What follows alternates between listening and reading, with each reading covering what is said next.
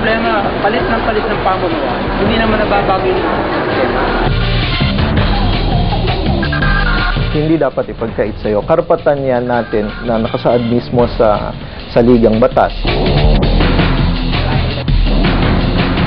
Do we have a quorum, Mr. Speaker? Session is suspended. This is the house of the people. How can we say this is the house of the people if we cannot even do our job? I declare that this Congress has failed the Filipino people. Mukhang na-engineer nila na hindi ipasa ito. 9 years ko na pong nilalaban itong panukalang batas na ito.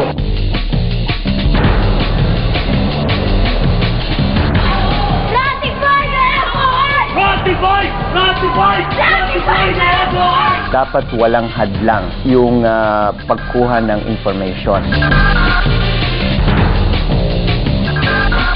Kitang-kita ang ebidensya.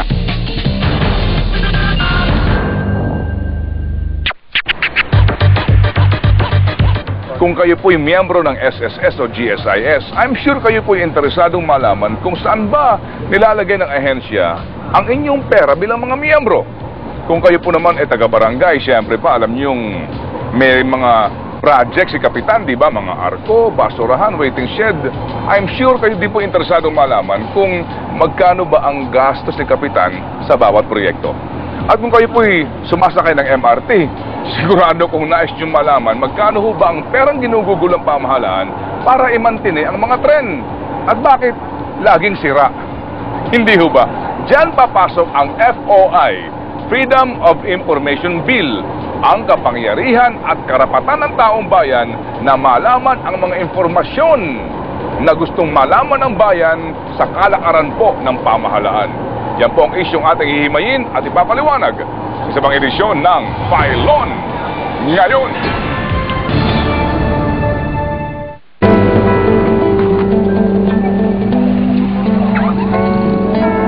Nagtanong kami sa madlang people kung ano ang nais nilang malaman mula sa ating gobyerno.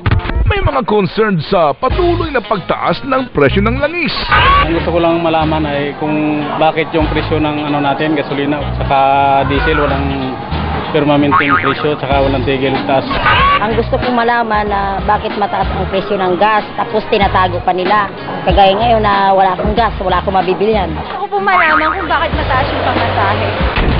Ang mga estudyante naman, problema siyempre ang pagtaas ng tuition.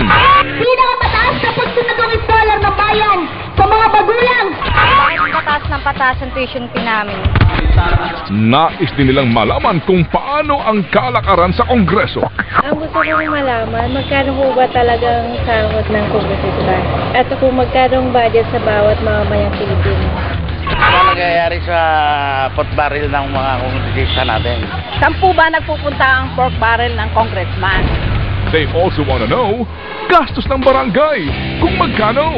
Kano yung yung sweldo ng barangay captain at saka ng mayor. Para yung mga mamamayang mahihirap, matutulungan nila. Gusto ko malaman kung saan pupunta yung budget sa barangay kasi binaha kami. Gusto ko pong malaman kung saan napupunta yung mga tax na binabayad namin. Ako ay nag-iisip. Sobrang dami ng pera ng gobyerno kaya kinakailangan maging dalawang street sign sa bawat kanto. Kapag merong Freedom of Information Law, makukuha natin ang impormasyon kung magkano ba ang ginastos ng gobyerno para sa ganitong mga walang kakwenta-kwentang proyekto. Kung walang access to information, pwede rin mag-corruption kasi hindi natin alam kung anong nangyari sa loob. So, yun, isang malaking bagay yun. Mga arko, barangay hall, covered courts, health centers, mga ginagawang kalsada, pati basurahan, at kung ano-ano pang proyekto sa inyong barangay. Gusto niyo bang malaman kung magkano ang ginastos para sa mga ito? Do you wanna know? 'Cause I wanna know. Gusto ko po malaman. Gusto kong malaman. Gusto kong malaman. Gusto kong malaman Kung may sasabatas ang Freedom of Information Bill, kahit sweldo ng mga opisyal ng gobyerno ay madali nating malalaman.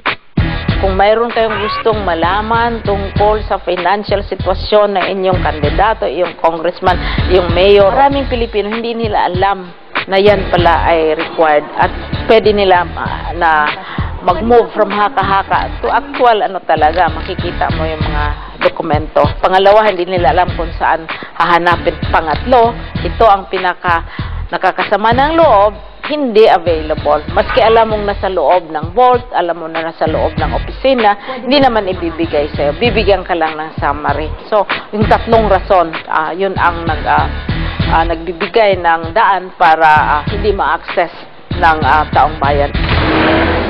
Ngunit kahit walang Freedom of Information Bill, talagang tayo ay merong karapatan bilang taxpayers na mabisto malaman kung ano ang inaatupag ng mga opisyal na pinapasweldo natin. Tulad na lamang ni Kapitan Jose Gaviola Sr. ng Barangay Commonwealth.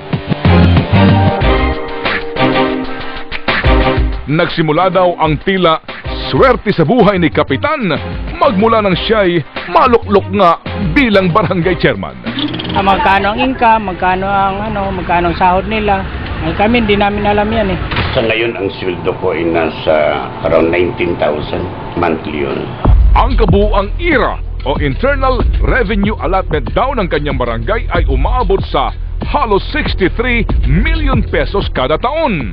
Yung 55% para doon sa personal services. Kagaya ng personal services ng sweldo ng tao, tapos yung mga gastusin, operational expenses, ganun ng office, ganun, gasoline, ilaw, telepono, yun doon na yun. Tapos yung 45% naman para naman sa mga social services, infra, tapos yung may 10% pa para doon sa SK. Marami naman daw mga proyekto si Kapitan Gaviola. Yung mga concrete roads, yung barangay hall, plaza, tapos covered court. Sige nga, habulin natin si Kapitan Gaviola na ilabas ang kanyang Statement of Assets, Liabilities and Net Worth o SALN. Yung nawawala, yan ang wala.